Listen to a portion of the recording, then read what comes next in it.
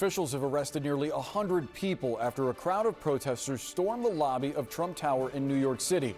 They're demanding the release of Mahmoud Khalil, a Palestinian activist, a graduate student at at Columbia University. He is at risk of being deported after he helped lead protests against the war in Gaza at the university last year. Homeland Security officials have accused Khalil of being a Hamas sympathizer. Let's go right now outside live at Trump Tower with CNN's Omar Jimenez, who is on the scene. Omar, give us the latest. Yeah, so Boris, about 100 people were arrested as part of this protest that took place inside Trump Tower behind me on multiple levels, 2 different levels of that main sort of lobby entrance to the tower here, as we understand from police. And they were protesting on behalf of Mahmoud Khalil. Jewish Voice for Peace was the group that was leading these particular protests that we saw. And when we first got to the scene, we saw dozens of protesters in zip ties being loaded onto buses, where they were taken to central booking, as we understand from New York police. But the chants that we heard from supporters that even gathered on the outside of some of these barriers that police put in place to keep crowds sort of at bay were things like "Fight Nazis, not students," and protesting on behalf, again, of Khalil, who is still being held in ICE custody as those legal proceedings play out as well. We spoke to one of the organizers of Jewish Voice for Peace about why they wanted to come out here. And to them, they said they did not want the First Amendment entrenched on, which is what they believe Khalil was doing over the course of leading some of the protests we saw out of Columbia University. But also they wanted to show solidarity from the Jewish people as well. As those were the words that one of the organizers told me as we spoke to her, as some of her protesters were being loaded onto these buses. There were no violent incidents in regards to the arrests themselves. Once they were taken into police custody, there did not seem to be any resistance. We did not hear of any resistance from police as well, but definitely a protest that grew to over 100, as we understand from both organizers and police, took place inside Trump Tower, organized in just a matter of hours and happened very quickly.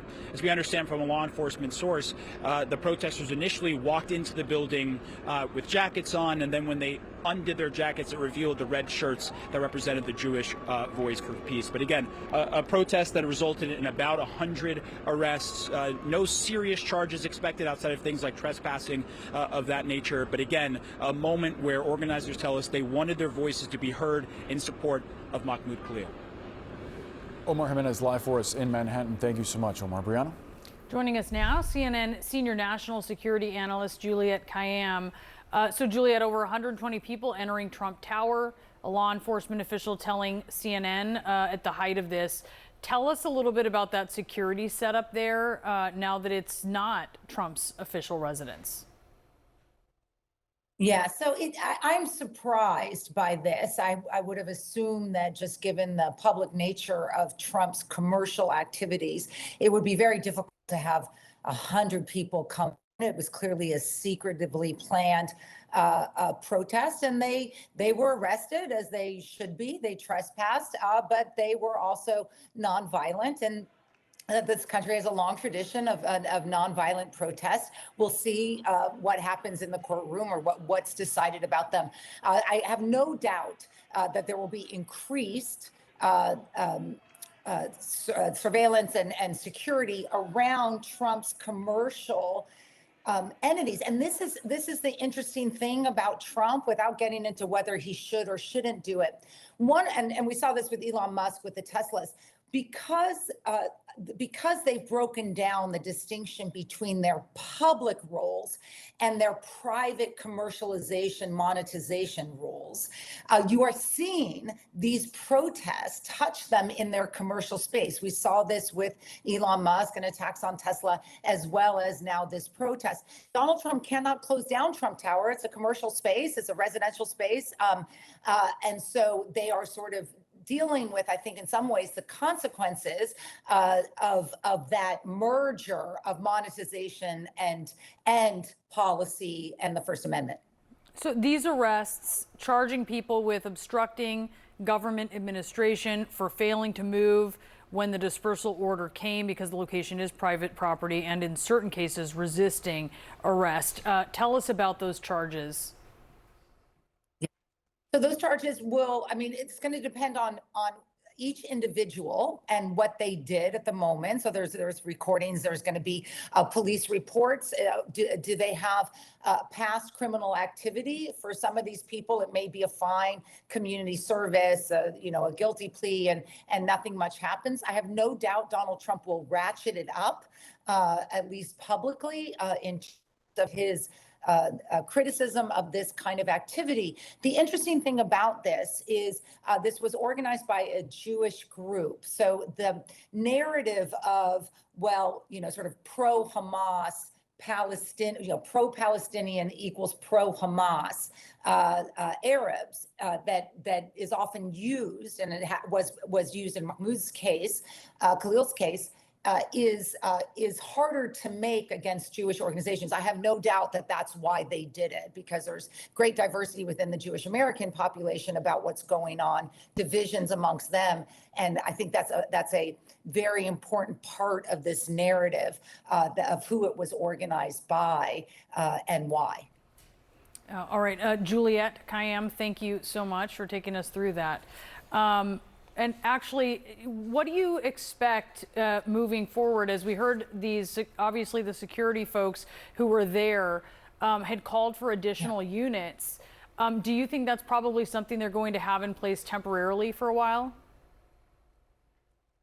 Yes, I think so. I think as this case in particular touches on, New York specifically, because it's Columbia, and a very animated community in New York amongst the sort of, I would say, the Israeli and constituencies. There's diversity within those constituencies, as I was saying, is going to get played out in New York, and that's where a number of Trump's properties are. And this is a difficult issue for the NYPD because of the commercial demands of Trump Towers. He needs them to be open. You can't close them. I mean, those are, as you know, those are retail spaces on the top, on a variety of floors. There are people come in and out, and that's the commercial part of it. And we've never dealt with this before because we've never had a president who had commercial activities consistent with or parallel with his political position, President of the United States, or in Elon Musk's case, the selling of Teslas.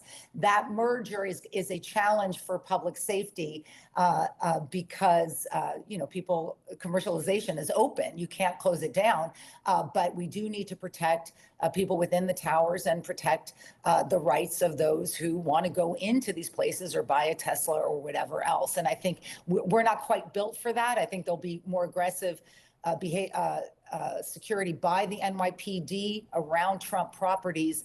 But just to take a step back, there's a long tradition of protests. There's a long tradition of arrest and trespass around that. It sounds like that's what happened. We're not hearing about violence. We're not hearing about terrorism. This is not, burning cars or looting or anything. This is a First Amendment activity that was a trespass. There should be a punishment that will be determined on a case-by-case basis. But I don't think that, this is not one of those things where it's like domestic terrorism or anything like that, though I highly believe that Donald Trump wants to increase the focus around this arrest for reasons that have almost nothing to do with anti-Semitism or even immigration at this stage.